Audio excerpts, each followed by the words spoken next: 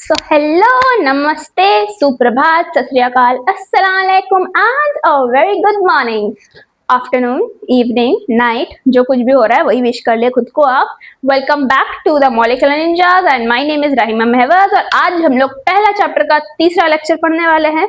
और आज का जो लेक्चर है ना वो इस चैप्टर का मेरा पर्सनल फेवरेट लेक्चर है। बड़ा ही प्यारा सा चैप्टर है, सॉरी बड़ा ही प्यारा सा टॉपिक है जो आज हम लोग पढ़ने वाले हैं। तो इस टॉपिक का ऐसा कुछ स्पेशल तो नाम नहीं है, आज से स्टोइकियोमेट्री वाली पार्ट शुरू होगी। So it is totally based on calculations. So हम लोग पूरी स्टोइकियोमेट्री सीखेंगे आज के और अगले लेक्चर, 2 लेक्चर मिला करके हम लोग सीखेंगे स्टोइकियोमेट्री को। सो आज हम लोग शुरू करेंगे स्टोइकियोमेट्री को and yes we will begin here. उससे पहले हमारे क्लास के 3 रूल्स हैं as you all know. Rule number 1, आप एनसीईआरटी की किताब लेकर के बैठेंगे। रूल नंबर 2, आप एनसीईआरटी की किताब लेकर के बैठेंगे। और रूल नंबर 3, आप एनसीईआरटी की किताब लेकर के बैठेंगे obviously. Okay, so without time waste किए हम लोग सीधे टॉपिक पर आते हैं। My name is Rahima Mahvaz and welcome back to Molecular Ninjas. ये मैंने पहले भी बोला था बट फिर से मैंने बोल दिया क्योंकि मेरे को बोलने के लिए और कुछ नहीं था। तो आज का टॉपिक में ऐसा है कि मैं कुछ समझाऊंगी नहीं, क्योंकि ऐसा कुछ स्टोइकियोमेट्री में एज सच समझाने जैसा है नहीं। हम लोग सीधे क्वेश्चंस पे आएंगे। मैं सीधा पहला क्वेश्चन दूंगी और आप उसे सॉल्व करेंगे। अगर आपसे सॉल्व हो जाता है देन वेल एंड गुड, अगर नहीं सॉल्व होता है तो ऑब्वियसली मैं सॉल्व करूंगी। एंड साथ साथ में हम लोग सीखते चलेंगे कि उसके बेसिस पे क्या इफ्स एंड बट्स आते हैं एंड जो भी होगा हम लोग साथ में सीखते चलेंगे। ऐसा कुछ अभी नहीं होगा कि मैं पहले एक इंट्रोडक्शन या कुछ एक्सप्लेनेशन आपको दे दूं उसके बाद मैं क्वेश्चंस करवाऊं। नो, हम लोग सीधे क्वेश्चंस पे आएंगे। So let's begin. आज का पहला क्वेश्चन आप लिखेंगे और ये क्वेश्चन देख के बहुत लोगों को ऐसा लगेगा कि वाओ इतना आसान क्वेश्चन है, इसका आंसर मुझे आता है। तो आप इमीडिएटली आंसर दीजिएगा बिल्कुल। क्वेश्चन बोलता है what is the weight of one atom of oxygen। Question ये बोलता है कि ऑक्सीजन के एक एटम का वजन कितना है। What is the weight of one atom of oxygen. अब बहुत से लोगों ने अब तक जवाब दे दिया हो कि ऑक्सीजन का वेट तो 16 ग्राम्स होता है। मुझे पता है ऑक्सीजन के एक एटम का वेट 16 ग्राम्स होता है, बट ये आंसर गलत है ऑब्वियसली, क्योंकि केमिस्ट्री इतनी भी आसान नहीं है, राइट। तो ये आंसर गलत है। 16 gram is not the right answer, गलत आंसर है। सही आंसर क्या है ये हम लोग सीखेंगे, बट उससे पहले ये समझिए कि ये 16 ग्राम जो है ये गलत क्यों है। अब बहुत लोगों को पता होगा, जिन्होंने पहली बार ही पढ़ा है उन्हें नहीं पता होगा, ये उनके लिए है। अब इस चीज को समझने के लिए लेट्स से मैंने एक नोज रिंग पहन रखा है। I am wearing a nose ring, तो मैं फ्लॉन्ट नहीं कर रही हूँ, बस एक एग्जाम्पल है। ये जब नोज रिंग में खरीदने गई थी तो इसका वजन था 3 ग्राम, 3 ग्राम। ये जो नोज रिंग है ये 3 ग्राम का है। अब इस नोज रिंग को मैं आंख बंद करके हूं या कोई भी मेरे सामने आंख बंद करके खड़ा है और उसके हाथ में मैं ये नोज रिंग रख दूंगी ना, तो उसको फील होगा कि हाँ मेरे हाथ में कुछ तो रखा है। क्या है नहीं है डजेंट मैटर, पर कुछ रखा है वो फील तो हो जाएगा।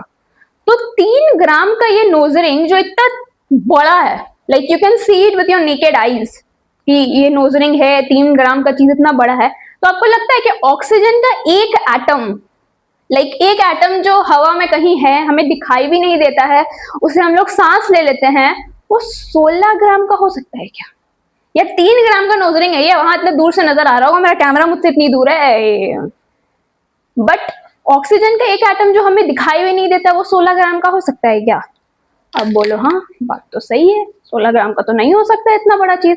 भाई ऑक्सीजन सांस लेते हो आपका फेफड़ा फट जाएगा अगर ऑक्सीजन 16 ग्राम का एक ऑक्सीजन, समझ रहे हो।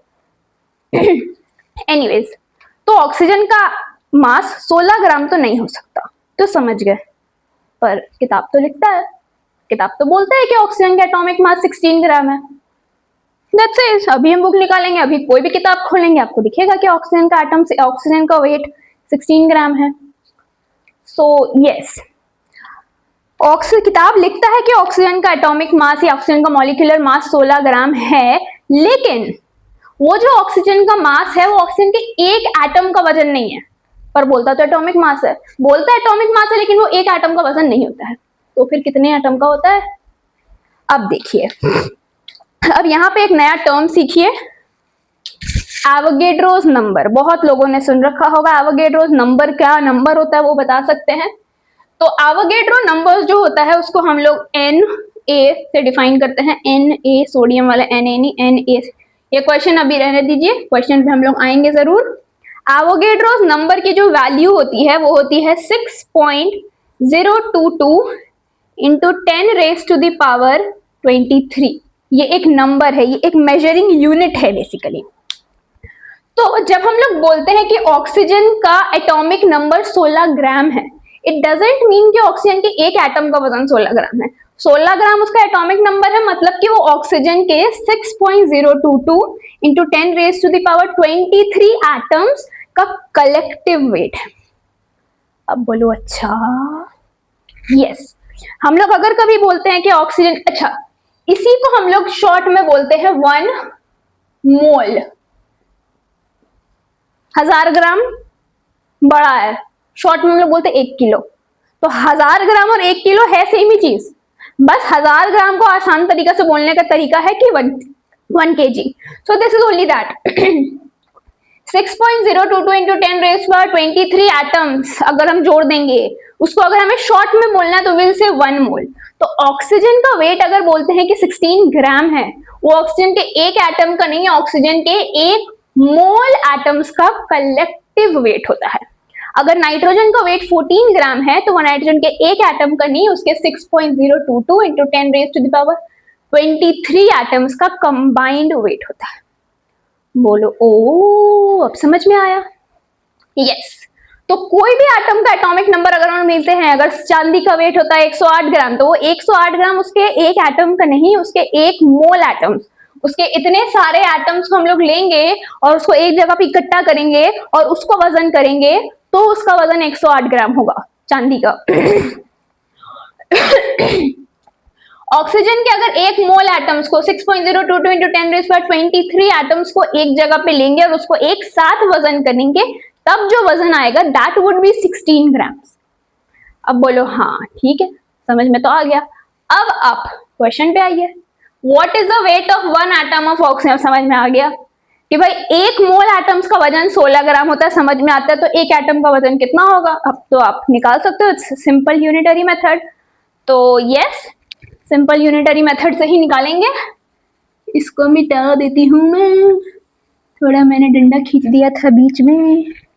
Okay okay okay okay okay okay okay okay okay okay okay okay चलिए, अब इसको बनाने का एक बड़ा ही प्यारा तरीका हमारे मास्टर साहब हमें सिखाते थे और मैं आपको वही तरीका सिखाऊंगी, तो आप वही तरीका को फॉलो करिएगा। तो सबसे पहले आपको क्या करना है, आपने क्वेश्चन पढ़ना है। ऑब्वियसली क्वेश्चन में आपको किसका निकालने बोला है वजन, ऑक्सीजन का। तो ऑक्सीजन का आप सिंबल लिख लीजिएगा O, ठीक है। ये ऑक्सीजन का कितना वेट होता है 16 ग्राम। ये जो 16 ग्राम है ये कितने एटम्स का वेट है, कितने एटम्स का वेट है, बोलो 6.022 इंटू 10⁻23 एटम्स का कंबाइंड वेट है, और इसी को हम लोग 1 मोल लिखते हैं। ये जो एक लाइन लिखा है ना, ये इतना लिख लीजिएगा, अभी कल एग्जाम नहीं देना है ना, तो अभी मतलब मेरे कहने का तो टाइम है ना, तो ये एक लाइन जो इतना पूरा है इसको लिख लेना है, डंडी नहीं मारना क्या है, मुझे तो सब आता है, तो लिख लेना है। अब ये लिख लेने के बाद अब दोबारा क्वेश्चन पे आइए, बहुत आसान तरीका है। व्हाट इज द वेट, क्या निकालना है, वेट निकालना है। अब आप ढूंढिए, एक कॉलम है, 2 कॉलम है, 3 कॉलम है, आप ढूंढिए कि इन 3 कॉलम में से वेट का कॉलम कौन सा है, मतलब कौन सा कॉलम है वजन के बारे में कुछ भी लिखा हुआ है, क्योंकि हमें वेट निकालना है। ये वेट का कॉलम है, बोलो नहीं यार ये तो मोल का कॉलम है। ये वेट का कॉलम है, बोलो नहीं यार ये तो एटम्स का कॉलम है। ये वेट का कॉलम है, बोलो हाँ यहाँ पे तो वजन लिखा है, ये वेट का कॉलम है। हमें वेट निकालना है तो उसके नीचे को आप x मान लीजिएगा, जो निकालना है उसके नीचे आप x लिख दीजिए। वेट ऑफ 1 एटम, किसका कितना निकालना है, जो रेफरेंस दिया हुआ है, एक एटम दिया हुआ है, ये एटम का कॉलम है, बोलो नहीं।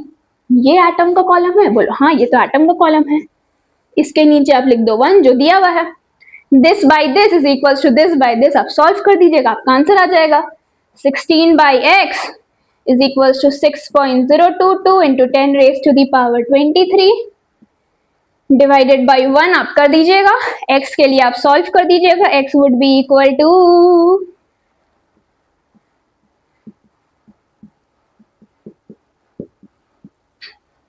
इसको आप सॉल्व कर देंगे, जो फाइनल आंसर आएगा वो आपका फाइनल आंसर होगा।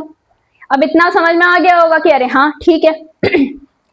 इससे पहले चीज आपने क्या सीखा कि एक मोल, ये 6.02 × 10⁻23 एटम्स अगर हम बोलते हैं या 10⁻23 मॉलिक्यूल्स अगर हम बोलते हैं तो that refers to 1 mole.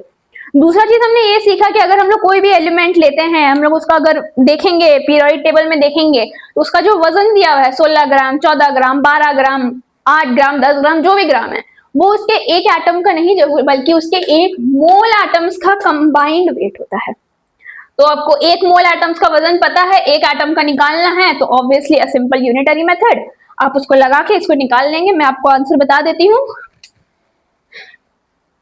2.65 into 10⁻⁻23 grams उसके एक एटम का वजन है।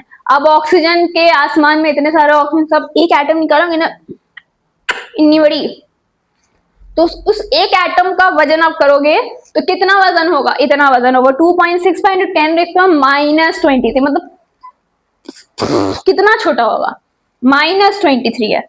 Okay, so this is the वजन ऑफ 1 एटम ऑफ ऑक्सीजन। पहला क्वेश्चन बड़ा ही आसान था, दूसरा क्वेश्चन भी आसान ही होगा, और दूसरा क्वेश्चन आप खुद से बनाएंगे। और डस्टर यहाँ है तो मैं मिटा देती हूँ। चलो रे रो 1 2 3 4 5 6 7 8 9 10 11 12 13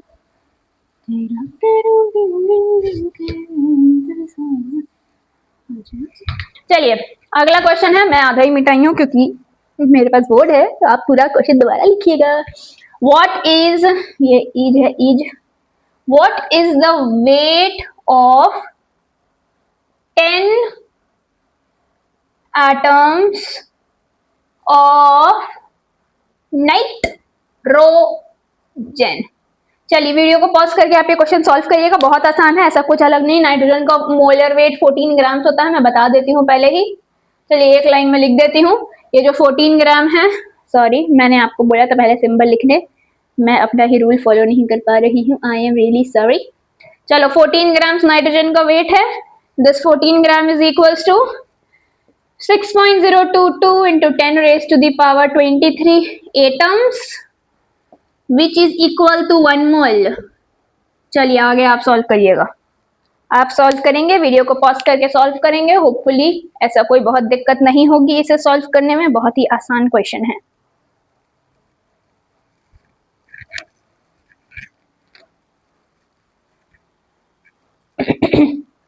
चलिए होपफुली आपने सॉल्व कर लिया होगा, वीडियो को पॉज करके आपने बना लिया होगा question.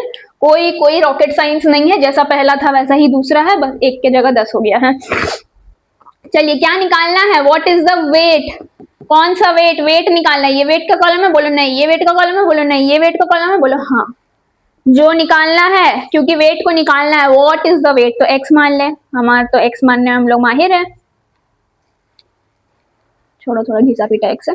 Weight of 10 atoms of nitrogen, atoms का कॉलम ये है, कितना एटम्स का निकालना है, 10 का निकालना है, इसके नीचे अब 10 मान लीजिए, this by this is equal to this by this, simple, आप सॉल्व कर लेंगे आपको आंसर मिल जाएगा जी। 14/x is equal to 6.022 into 10⁻23 divided by 10। चलो x के लिए सॉल्व करेंगे हम लोग, x इज इक्वल्स टू हो जाएगा 14 डिवाइडेड बाई 6.022 इंटू 10⁻⁴।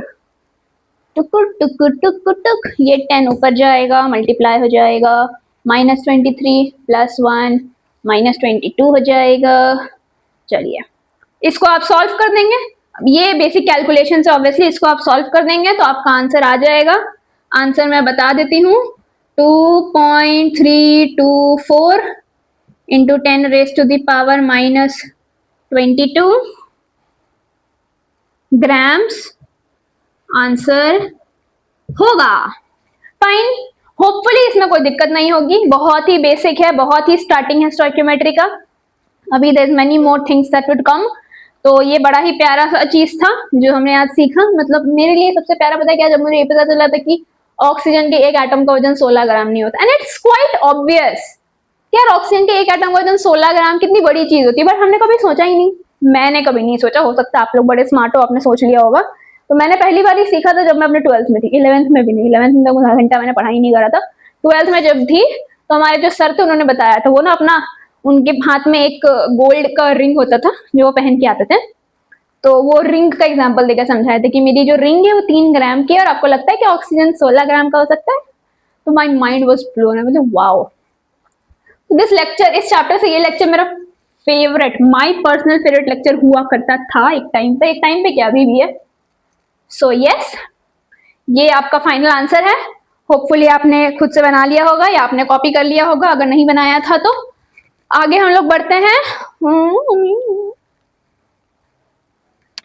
चलिए थोड़ा सा चेंज करेंगे क्वेश्चन को, कोई बहुत ज्यादा चेंज नहीं होगा, आसानी है अभी भी, बट थोड़ा सा वेरिएशन ऑब्वियसली आना चाहिए ना, सेम चीज आप करते रहोगे तो बोर हो जाओगे। थोड़ा अच्छा वेरिएशन तो होना चाहिए चाहिए चाहिए चाहिए। चलिए क्वेश्चन नंबर 3 होगा मोस्ट होपफुली, ये 1 2 3 ही होना चाहिए। चलिए, हाँ चलिए, क्वेश्चन है हाउ मेनी एटम्स। आपको समझ में आ गया कि क्वेश्चन में चेंज क्या हुआ है। How many atoms would be present in 4, ये 4 है, 4 ग्राम्स ऑफ कैल्शियम। चलिए ये क्वेश्चन है, आपको इसे सॉल्व करना है और आपको बताना है कि 4 ग्राम कैल्शियम में कितने एटम्स प्रेजेंट होंगे। फाइन, कैल्शियम का मोलर मास 40 ग्राम होता है, तो आप याद रखेंगे और आप सॉल्व करेंगे, आप सॉल्व करेंगे और आप याद रखेंगे। वीडियो को पॉज करेंगे, सॉल्व करेंगे, सॉल्व करेंगे, पॉज करेंगे। चलिए 1 2 3 4 5, होपफुली आपने सॉल्व कर लिया होगा। अब मेरी बारी है, मेरी बारी है, मेरी बारी है। चलिए, कैल्शियम सबसे पहले मैंने क्या बोला, जिसका है उसका सिंबल लिख लो, उसका वजन लिख लो, 40 ग्राम होता है। अरे यार मैं 4 बार ऐसे क्यों लिख देती हूँ, 40 ग्राम्स। चलिए दिस 40 ग्राम्स इज कितना एटम्स का वजन है बताइए, जोर से बोलो, जोर से बोलो। 6.022 multiplied by 10 raise to the power 23 atoms का कंबाइंड वेट है। This is only equal, this is also equal to 1 mole. Fine, अब आपको क्या निकालना है, आप क्वेश्चन को दोबारा पढ़ेंगे, आपको क्या निकालना है, हाउ मेनी एटम्स, एटम्स निकालना है। अब बोलो ये एटम्स का कॉलम है, बोलो नहीं है। ये एटम्स का कॉलम है, बोलो नहीं है। ये एटम्स का कॉलम है, बोलो हाँ है। तो इसको नीचे हम लोग x मान लेंगे क्योंकि हमें एटम्स निकालना है। क्या किसका निकालना है, would be present in 4 gram of calcium, कितना ग्राम में, 4 ग्राम में कितना एटम्स प्रेजेंट होगा, ये आपको निकालना है। ये तो आसान हो गया, चलो यहाँ पे नहीं करते हैं, बिना तेज बने अगले लाइन में करते हैं।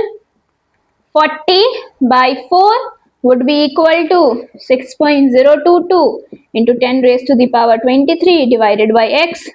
फाइन, आप x के लिए सॉल्व करेंगे, ये 10 बार में हो जाएगा, वही हो जाएगा 6.022 into 10 raised to the power, ये 10 नीचे आएगा, ऊपर जाएगा -1 होगा, 23 - 1 22 हो जाएगा।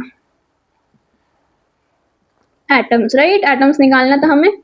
तो होपफुली समझ में आ गया होगा, होपफुली इस कैलकुलेशन में कोई दिक्कत नहीं रही होगी। आपको बताना है कि 4 ग्राम कैल्शियम में कितने एटम्स प्रेजेंट हैं। तो 40 ग्राम कैल्शियम में 6.022 × 10⁻23 एटम्स प्रेजेंट होते हैं, तो 4 ग्राम में कितने प्रेजेंट होंगे आप उसको कैलकुलेट कर सकते हो easily. So yes, this is how we solve this. Moving ahead, आज के लेक्चर में सिर्फ क्वेश्चंस ही होंगे because there is no theoretical part in this lecture. So yes, moving ahead,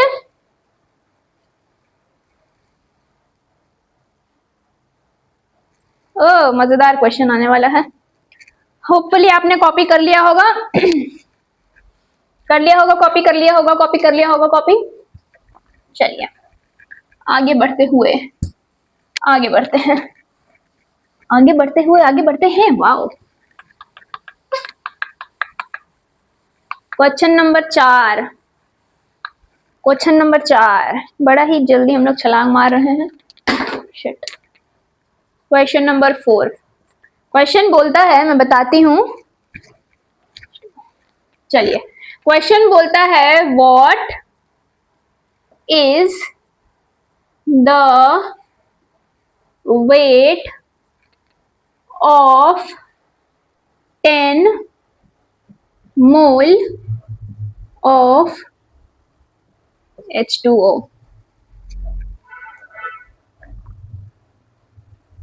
चलिए, 10 मोल H2O का कितना वजन होगा? 10 मोल ऑफ H2O हमने लिया है।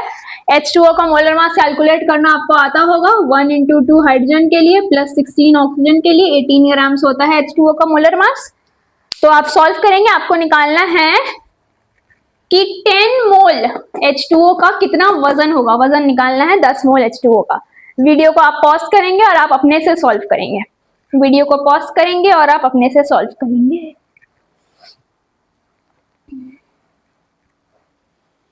One, two, three, four, 5। चलो, होपफुली आपने सॉल्व कर लिया होगा अब तक, एंड होपफुली आप गलत होंगे।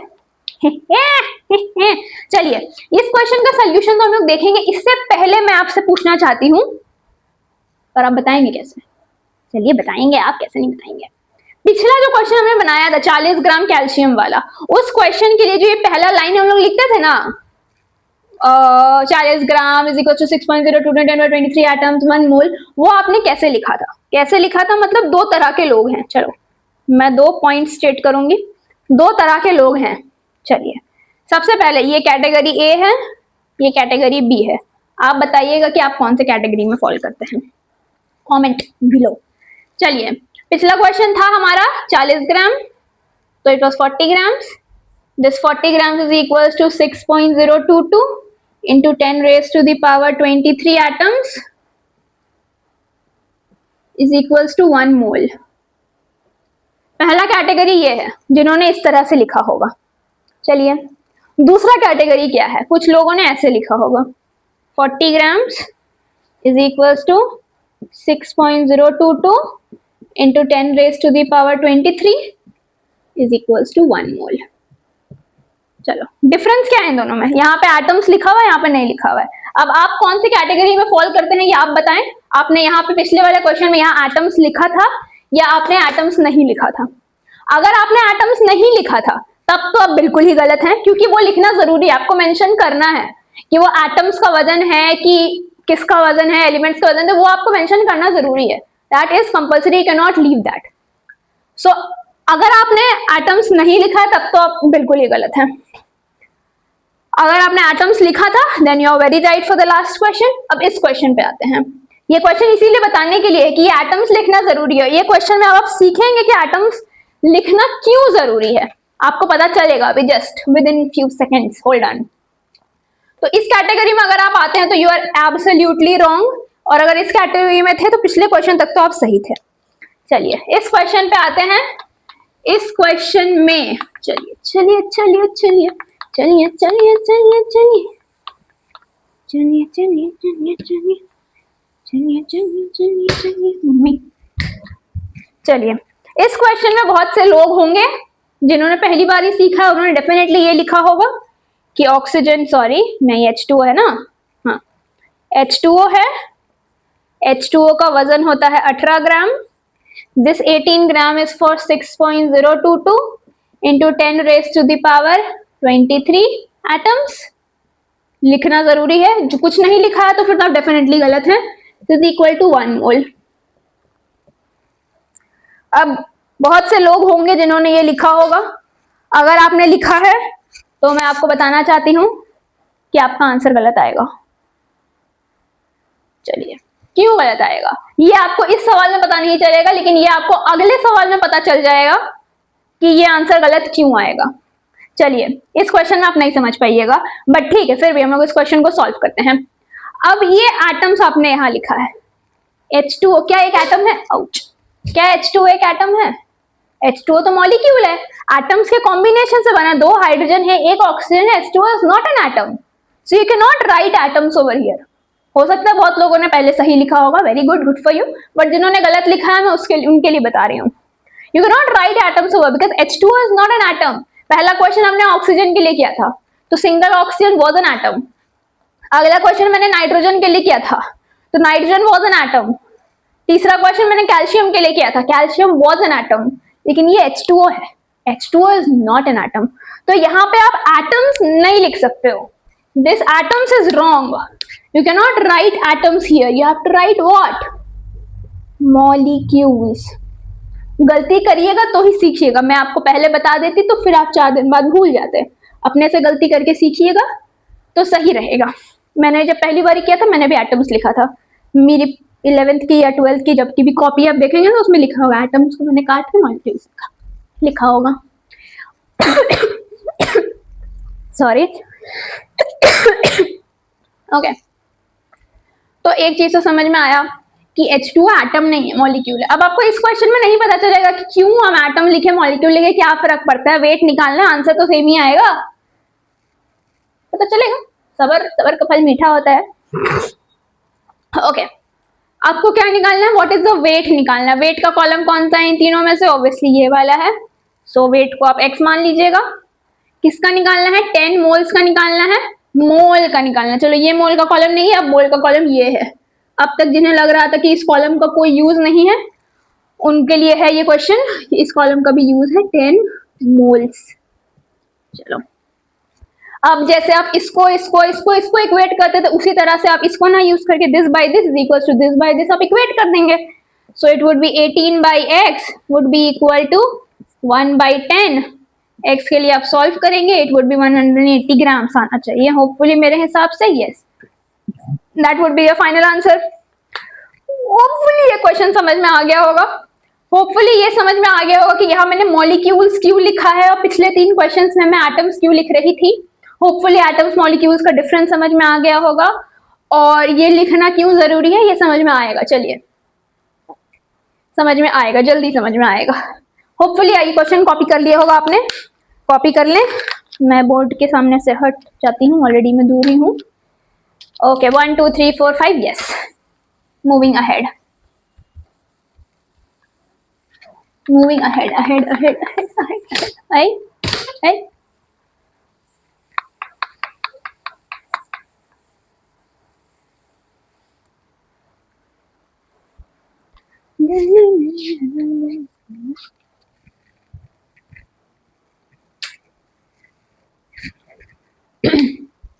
चलिए, क्वेश्चन नंबर 5 6 5, होपफुली 5 ही होगा।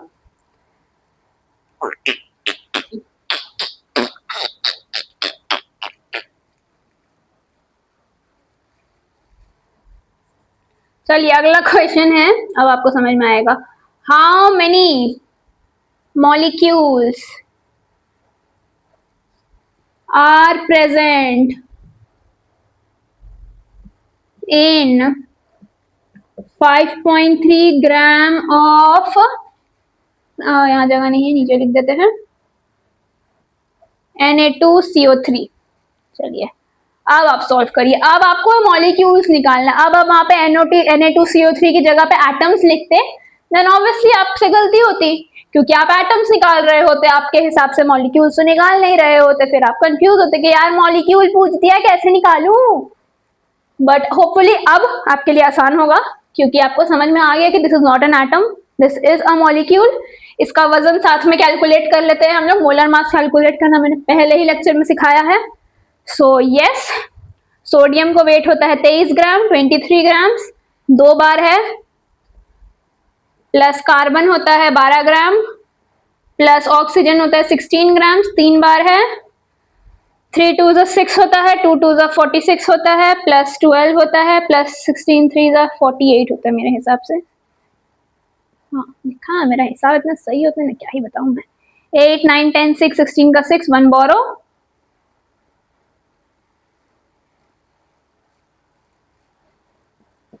चलिए 106 ग्राम आ रहा है। ठीक है, मोलर मास निकल गया है 106 ग्राम। आगे आप सॉल्व करेंगे, आगे आप सॉल्व करेंगे, आगे आप सॉल्व, नंबर ऑफ मॉलिक्यूल्स निकालना है। 5.3 ग्राम वजन आपको दिया गया है, आप सॉल्व करेंगे और आप आंसर निकालेंगे। वीडियो को पॉज करके you will solve it and you will find the answer.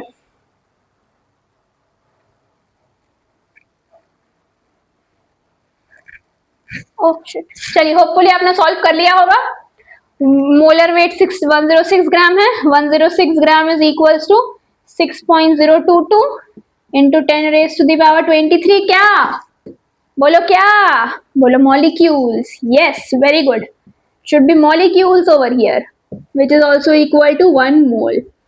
Fine, समझ में आ गया? हाउ मेनी मॉलिक्यूल्स, मॉलिक्यूल्स हमें निकालना है तो मॉलिक्यूल्स को हम लोग x मान लेंगे।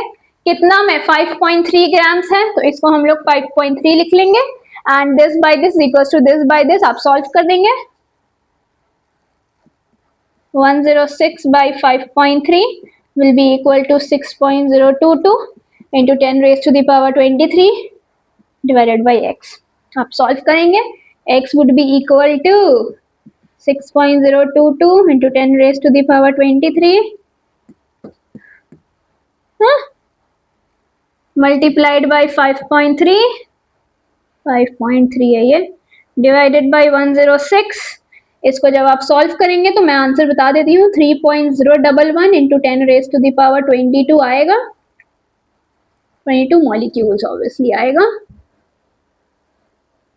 And this would be your final answer. किसी को किसी प्रकार की कोई भी कैसी भी दिक्कत नहीं होनी चाहिए। Very good for you all. आपने कॉपी कर लिया होगा या आपने बना लिया होगा?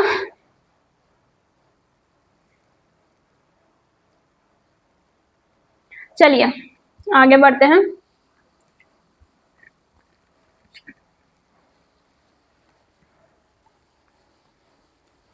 चलिए अगला क्वेश्चन और इंटरेस्टिंग है, थोड़ा ज्यादा इंटरेस्टिंग है। क्वेश्चन बोलता है how many atoms are present in 0.53 grams of Na2CO3। ये आपका क्वेश्चन है, इसको आप सॉल्व करेंगे। Na2CO3 का मोलर मास आपको पता होगा 106, अभी हमने सॉल्व करा ही था। इस क्वेश्चन को आप सॉल्व करेंगे और आप आंसर निकालेंगे। इस क्वेश्चन को आप सॉल्व करेंगे और आप आंसर निकालेंगे। चलिए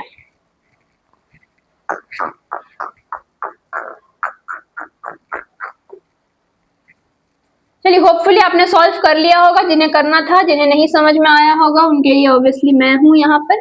ओके चलिए, सबसे पहला line simple, 106 gram is equals to 6.022 into 10 raise to the power 23। क्या होगा यहाँ पे? क्या होगा यहाँ पे?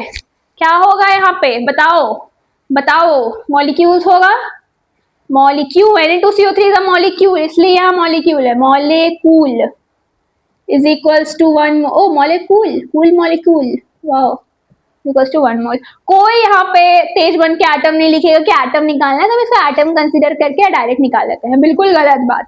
Na2CO3 is a molecule, तो यहाँ पे मॉलिक्यूल लिखना है आपको। चलिए आगे बढ़ते हैं। अब बोल रहे हैं कि एटम्स निकालना है। भाई एटम्स का तो कोई कॉलम ही नहीं है, हम एक्स किसको माने? 0.53 ग्राम का निकालना है, चलो ठीक है, इसको हम 0.53 मान लेते हैं एक सेकंड के लिए। बट हम यहाँ पे क्या लिखे, मतलब इसको क्या इक्वेट किसके साथ करें? क्योंकि एटम्स का तो कोई कॉलम ही नहीं है, ये मॉलिक्यूल का कॉलम है, ये मोल का कॉलम है। क्या करें क्या करें क्या करें क्या करें क्या करें? बहुत दिमाग लगाया गया। कुछ मत करिए, जो निकाल सकते हैं वो निकालिए। भाई एटम्स निकालने बोला, एटम्स आपको कॉलम नहीं है। एटम से रिलेटेड क्या है? मॉलिक्यूल्स थोड़ा सा रिलेटेड है ना कहीं से भी। चलो थोड़ा जोड़ जगाड़ करके हम लोग मॉलिक्यूल, एटम से जुड़ने से ही मॉलिक्यूल बनता है ना, तो हम लोग मॉलिक्यूल निकाल लेते हैं। जो निकाल सकते हैं वो निकाल लीजिए पहले, फिर आगे क्या करना देखा जाएगा। चलो तो हम लोग मॉलिक्यूल को फिलहाल के लिए एक्स मान लेते हैं और हम लोग मॉलिक्यूल्स कैलकुलेट करते हैं कि मॉलिक्यूल्स कितना। एटम देखेंगे कैसे निकलता है, निकलेगा जरूर ऑब्वियसली, कोई तो कोई तरीका तो होगा ही। तो मॉलिक्यूल्स निकालते हैं। चलो 106 divided by 0.53 would be equal to 6.022 into 10 raised to power 23 divided by x। यहाँ से आप x के लिए सॉल्व कर दीजिएगा, तो भी पिछले वाले क्वेश्चन में हमने सॉल्व किया था, आंसर वही आएगा ना, मॉलिक्यूल्स आंसर आ रहा है आपका। 21, 10 का power 21 molecules. This would become your final answer. आप क्रॉस मल्टीप्लाई करके डिवाइड करके सारा कुछ करके आप देख लीजिए, आपका फाइनल आंसर इतना आएगा 3.011 into 10 raised to the power 21 molecules. हो गया सॉल्व। अब बोला यार नहीं कैसे सॉल्व हुआ, हमें तो एटम्स निकालना है, तुम तो मॉलिक्यूल्स निकाली हो। तो हम लोग मॉलिक्यूल्स निकालेंगे। चलो यहाँ पे रुक जाओ, उससे पहले आप Na2CO3 को जरा गौर से देखिए। चलिए यहाँ कोना में देखते हैं हम लोग छुपके से। चलो होपफुली बोर्ड नजर आ रहा होगा, आ ही रहा होगा। Na2 से मैं चेक कर लेती हूँ, बट आ ही रहा होगा। यस बिल्कुल आ रहा है। चलिए Na2CO3 को हम लोग देख लेते हैं। अब Na2CO3 जो है वो एक मॉलिक्यूल है। अब ये जो एक मॉलिक्यूल है ये कितने एटम्स से मिलके बना है, कितने एटम्स से मिलके बना है बताओ। मैं 2 सोडियम का एटम है, देखो इसको मैं अलग अलग करके अगर लिखूं तो सोडियम 2 बार है, एक सोडियम 2 बार है, तो सोडियम 2 बार है। एक कार्बन है, ऑक्सीजन 3 बार है, ऑक्सीजन ऑक्सीजन ऑक्सीजन। तो Na2CO3 का एक मॉलिक्यूल, देखो यहाँ आगे कुछ नहीं मतलब 1 है। Na2CO3 का जो एक मॉलिक्यूल है वो 1 2 3 4 5 6 एटम्स से मिलकर के बना है। 6 एटम्स हैं, 2 सोडियम के, 1 कार्बन के, 3 ऑक्सीजन के। ये 6 एटम्स को जब हम लोग मिलाएंगे तो Na2CO3 का एक मॉलिक्यूल बन के तैयार होगा, राइट। Na2CO3 के एक मॉलिक्यूल में 6 एटम्स प्रेजेंट है। तो Na2CO3 के इतने मॉलिक्यूल्स में कितने एटम्स प्रेजेंट होंगे बच्चों? सबने जवाब दे दिया होगा अब तक कि हम लोग 6 से मल्टीप्लाई कर देंगे। Simple, as simple as that. एक मॉलिक्यूल में 6 एटम हैं, तो इतने सारे मॉलिक्यूल्स में इतना मल्टीप्लाइड बाय 6 कर दो, आपको पता चल जाएगा। तो ऑब्वियसली आप कर दोगे। चलो number of atoms would be equal to 3.011 into 10 raised to the power 21 multiplied by आप 6 कर देंगे। 6 1 6 1 6 0 6 3 18 आ जाएगा, इंटू 10 का पावर 21 मॉलिक्यूल्स हो जाएगा, सॉरी एटम्स हो जाएगा, माय बैड, एटम्स हो जाएगा। समझ में आया कैसे हुआ? 6 से क्यों मल्टीप्लाई किए? क्योंकि एक मॉलिक्यूल जो था Na2CO3 का, सोडियम कार्बोनेट का जो एक मॉलिक्यूल था वो 6 एटम्स से मिलकर के बना था। तो हमें बताना है कि इतने सारे मॉलिक्यूल्स में कितने एटम्स प्रेजेंट होंगे, तो हमने 6 से मल्टीप्लाई कर दिया, हमें पता चल गया कितने एटम्स प्रेजेंट है। होपफुली ये समझ में आ गया होगा, इतना कोई रॉकेट साइंस नहीं है, बहुत ही आसान सी चीजें हैं, तो समझ में आ ही गई होगी।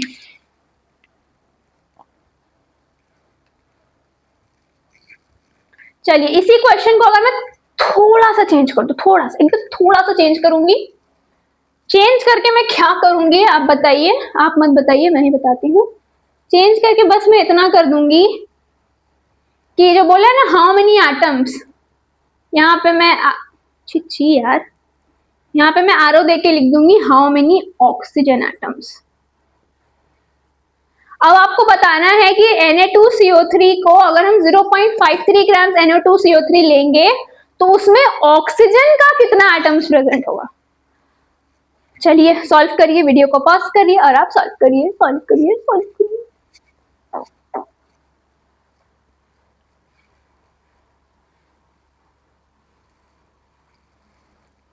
चलिए होपफुली आपने सॉल्व कर लिया होगा अब तक, बहुतों को समझ में आ गया होगा, क्योंकि अगेन कोई रॉकेट साइंस ये है नहीं।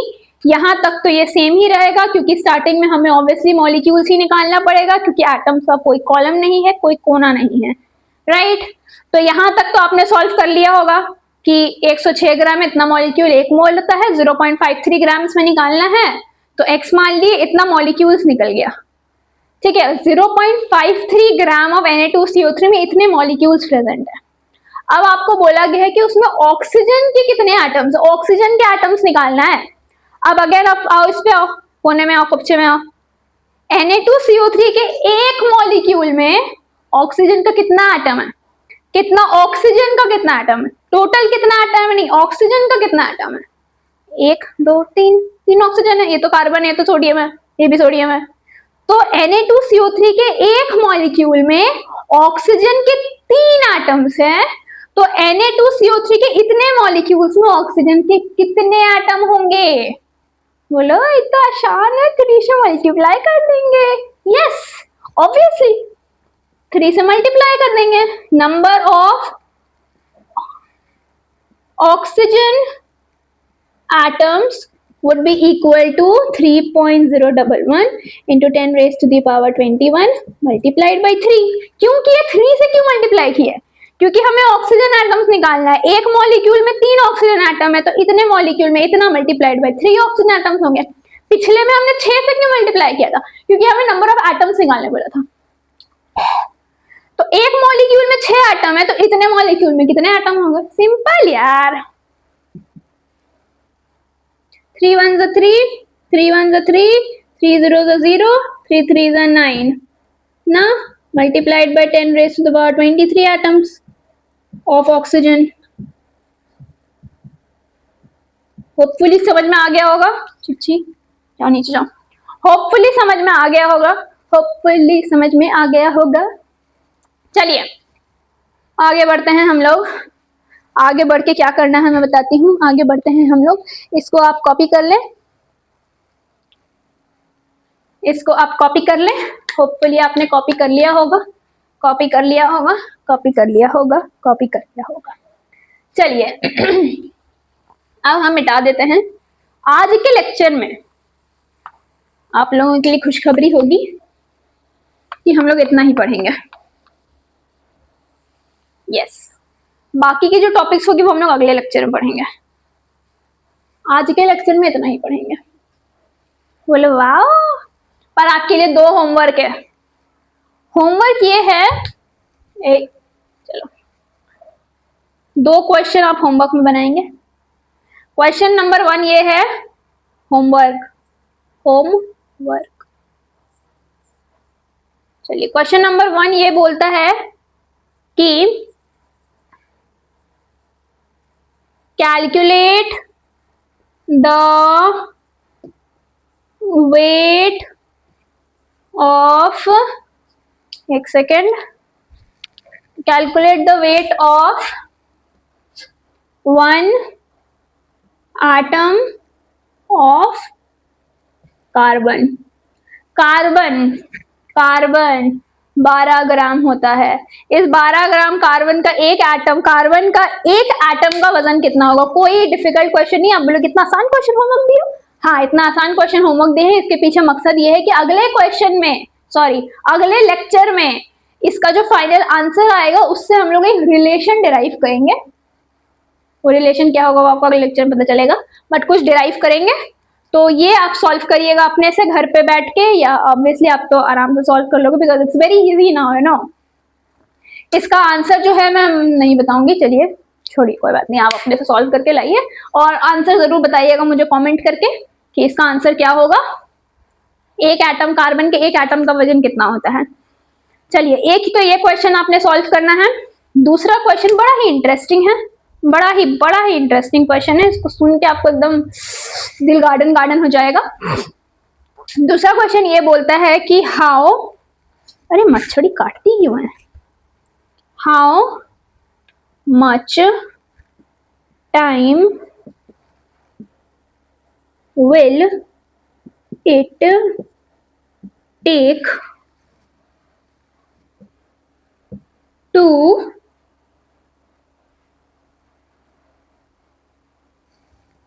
खत्म करने को इंग्लिश में क्या बोलते हैं? Finish.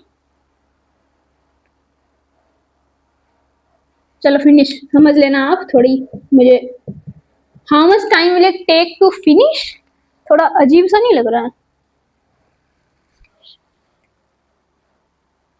How much time will it take to finish 1 mole rupees if you spend 10 lakh rupees per day. इस क्वेश्चन का ये मतलब है कि 1 मोल रुपया आपको अगर दे दिया जाए. 1 मोल मतलब 6.022 into 10 raised to the power 23 rupees अगर मैं आपको दे दूं और आपको ऐसा है कि आपको हर दिन 10 लाख रुपए खर्च करनी है तो पूरा 1 मोल पैसा जो है वो खत्म होने में आपको कितना टाइम लगेगा ये आपने कैलकुलेट करना है। इस क्वेश्चन का आपके सिलेबस से कोई रिलेशन नहीं है, आपके कोई एग्जाम में होपफुली ये सवाल नहीं पूछेगा, बट ये क्वेश्चन सिर्फ ये बताने के लिए है कि ये 1 मोल अमाउंट जो है 6.02 into 10⁻23 एटम्स हुआ या मॉलिक्यूल्स, ये जो अमाउंट है ये कितना बड़ा है। अब जब इस क्वेश्चन को सॉल्व करेंगे तो आप पाएंगे कि आपकी पूरी जिंदगी खत्म हो जाएगी, लेकिन ये 1 मोल रुपया कभी खत्म नहीं होगा, नहीं खत्म होगा। इतना बड़ा अमाउंट है ये, और इसमें आप 10 लाख हर दिन खर्चा कर रहे हो, एक दिन में 10 लाख। इमेजिन, आई एम कि यार मेरे को 1 मोल रुपया दे दे, मजा ही आ जाएगा। चलो ठीक है, मजाक कर रही हूँ। तो you are spending 10 lakh per day, but still your entire life would be ended, but this पैसा would not come to an end. तो ये अमाउंट इतना बड़ा है, तो इस क्वेश्चन को सॉल्व करिएगा, your mind would be blown away कि आपको कितने साल लगेंगे पैसे को खत्म करने के लिए। आपका क्या, आपका बच्चा, आपका पोता, आपका नाती, सबका जिंदगी खत्म हो जाएगा, लेकिन ये पैसा खत्म नहीं होगा, इतना है। चलिए, तो ये 2 क्वेश्चन आप सॉल्व करेंगे। अगले लेक्चर में हम लोग इस क्वेश्चन से एक कंटिन्यूएशन चालू करेंगे। अगले लेक्चर में इस क्वेश्चन को मैं खुद सॉल्व करूंगी, क्योंकि आई सेड कि मुझे एक रिलेशन डिराइव करवाना है वहां से। ये क्वेश्चन आप खुद से सॉल्व करेंगे। सॉल्व करके जरूर मुझे कमेंट करके आंसर बताइएगा कि अगर आप 10 लाख रुपया हर दिन खर्च करते हैं तो अगर आप 10 लाख रुपया हर दिन खर्चा करते हैं तो इतना रुपया खर्चा करने के लिए आपको कितना समय लगेगा, and you will be wow. ठीक है, तो आज का लेक्चर यहीं समाप्त होता है। बहुत जोर से मेरी उंगली में चोट लगी, तो आज का लेक्चर यहीं पर समाप्त होता है। Keep learning. आज मैं ऐसा एनसीईआरटी से होमवर्क नहीं दे रही हूँ, क्योंकि मैंने बोला कि इस चैप्टर को हम लोग अभी इस टॉपिक को कंटिन्यू करेंगे अगले लेक्चर में भी, एंड तब हम लोग एनसीईआरटी का क्वेश्चंस भी देखेंगे। और स्टोइकियोमेट्री वाले पार्ट से there will be a separate lecture जहाँ पे मैं पीवाईक्यूज को प्रैक्टिस करवाऊंगी, बिकॉज मोस्टली क्वेश्चंस आते हैं यहाँ से, and this is very interesting topic, you know, if you like solving. But बड़ा मजा आएगा इसको सॉल्व करने में। तो आप इसका आंसर निकालिएगा, जिससे हम लोग आगे प्रोसीड करेंगे। इसका आंसर निकालिएगा, आपको बड़ा ही मजा आएगा जान करके कि कितना साल लगेगा आपको ये पैसा खत्म करने के लिए। फिर आप दुआ करिएगा कि मेरे को इतना पैसा दे दे, बट ठीक है, पैसा कैन नॉट बाई एवरीथिंग। चलिए, एनीवेज मूविंग अहेड, आज का लेक्चर यहीं पर समाप्त होता है। एनसीईआरटी के भी क्वेश्चन इससे रिलेटेड हैं बहुत है, वो हम लोग देखेंगे कुछ लेक्चर्स में, या होपफुली अगले लेक्चर में देखेंगे, नहीं तो उसके अगले तक तो देख ही लेंगे। ठीक है, पीवाईक्यूज भी मैं सॉल्व कराऊंगी। मैं भी पीवाईक्यूज कलेक्ट कर रही हूँ। I have a bunch of many PYQs जो मैं क्लास के अंदर आपको प्रैक्टिस कराऊंगी, and hopefully I will give you the PDF also of the questions so that you can solve it all by yourself. ठीक है, so yes, keep learning, keep figuring out things. Until then, goodbye and thank you. And yes, my name is Rahima Mehwat, and keep loving me and keep loving the channel.